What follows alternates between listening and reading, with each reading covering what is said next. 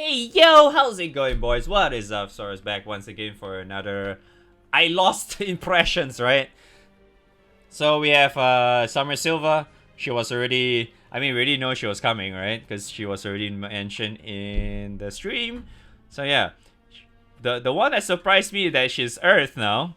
She's Earth. She has 80 HP. She's an attack style character with 9600 attack. She's a gun user. She has big and long gun.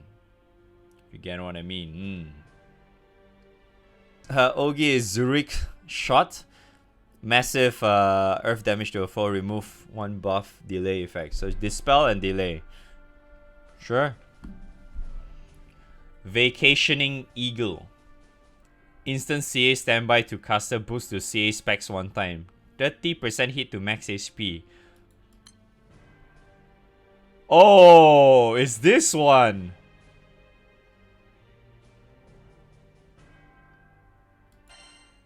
Cooldown 2 turns though.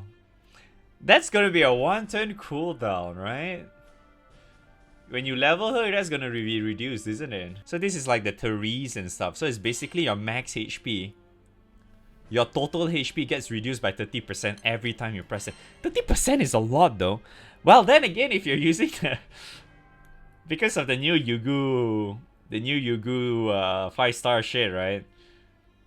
And if you're using 4 katanas, I guess 30% is not really a big deal, I suppose, right? Sunny Glare, hit to foes attack and accuracy, blind effect. So she has accuracy down, 2 turns. And blind and dead. Volley assist. Switch positions with a sub-ally. When switching with an earth ally, provide backup fire to the ally, sharply boosting stats. Hit to allies' defense. Attack and CA specs are boosted by Silver's backup fire. Bonus damage will be dealt upon attacks. Defense is lowered.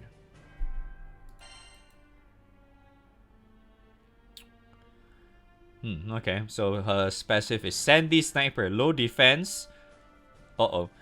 Boost to CA specs into hiding effect. What? What's into hiding? Uplift effect. Ocean bullet. Sub-ally. When sub-ally. Bonus earth damage to a foe upon the chain burst. Oh.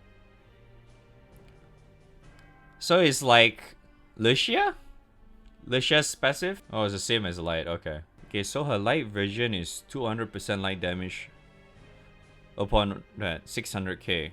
So bonus cap is at 600k. I wonder what's into hiding effect. Like low hostility or something.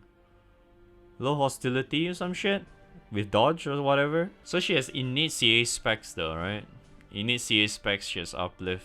Oh, yeah, he has that too. Oh, so it's just basically lower hostility, that's all. Okay, so she has passive low hostility then. Okay, so first things first. So Ogi is very, very like... It feels very typical. Like there's nothing special about her Ogi at all. It's like, yeah, that's pretty nice. Dispel and delay, sure. And then she gets like what? Yeah, this debuff is kind of like whatever. Then she gets CA standby. And then extra CA specs, and she already has extra CA specs as well on her passive. I feel like her main reason is just to use S3. Yeah, it seems very similar as the water one, right? Water is like a combination of her water and her light version. Yeah, because she also has the... I don't have light silver unfortunately, but like she has the nuke from light silver, right? This is basically from a light silver, the light version.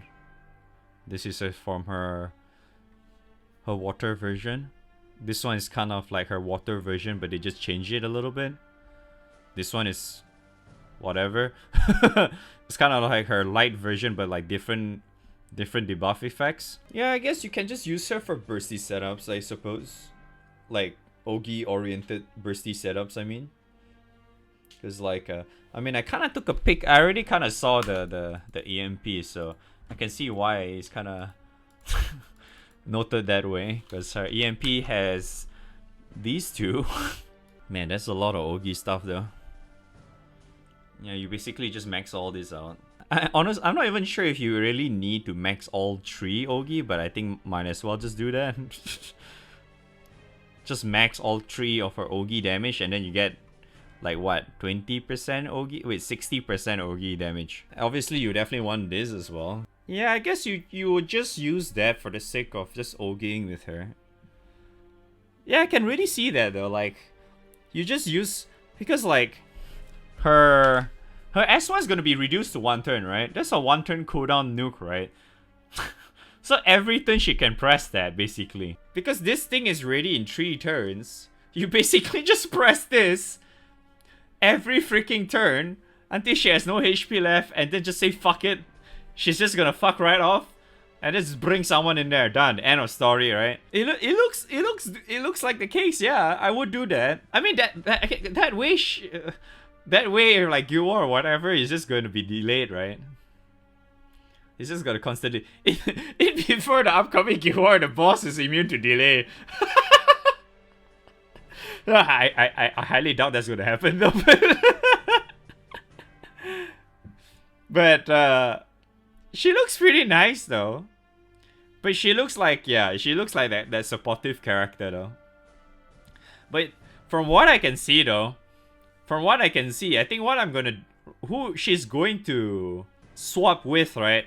I feel like the best person is actually Octo. Like, shit, fuck it. He's gonna reduce his defense, right? Fuck it. But because Octo's CA specs is gonna be even crazier, right, dude? And he's nuking like a motherfucker anyway. Wouldn't that be insane, though, if you think about it? I mean, we obviously don't know how much is the goddamn CA specs yet. But that's probably, it would still be a good thing anyway. Yeah, Leona works too. Like, basically whoever that benefits a lot from just Oging is essentially. Whoever that can Ogi a lot, you swap with that character, you put that character in the backline and swap. That's what you're gonna do. The only problem, all I can say is the only problem is, if you want to use her, you cannot use the 2 invokers. You have to kick 1 invoker out because you want Kame in there, right? Because technically Kame is like your... It's like your pseudo defense up character, right? So, because one of your allies has been lowered, right? So, you kind of need the defense in a way. So, you want Kame in there, so that means you can't use Lobelia. Feels bad, right? But even so, right? Even for a character like her, even if you don't press any button and just Ogi, I think she's still pretty strong because of her innate this. Or you can just slot her in the backline and just have her do the extra like 600k damage or something, I guess. I mean, if her passive is similar numbers as a light, yeah, then it's around 600k, right, extra. But that's still pretty good amount if you ask me. Just put her in the backline. So that's nice. Either way. But if not, you just let her Ogi, because she should have higher specs. Plus, if you max out her EMP with a double CA cap, she's gonna...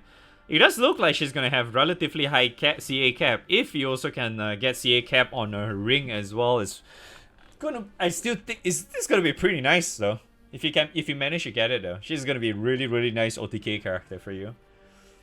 But whether or not is it gonna be like as strong as if you're using like a skill-based setup for your OTK shit, you know, if you're like using like Medusa, Summer Alex, Dante, Valentine Medusa, you know, those characters for your OTK, just for the extra nuke or whatever. If you're that kind of you're using that kind of setup, then maybe she's not really too well, because she's not exactly getting cap unless you're using both Ogi and CA. What's that, skill cap in your setup? Then yeah, I suppose you can do that. If not, then you know. But either way, end of the day, she is going to be under situational, from what I can see. But she's a very straightforward character anyway. Like, she can be situational, but at the same time, it's like, maybe for some people, you can kind of use her in like every, content because of her third skill. But for me, I just think that she's just good for like burst setups, or yeah, she's just basically really good for burst setups.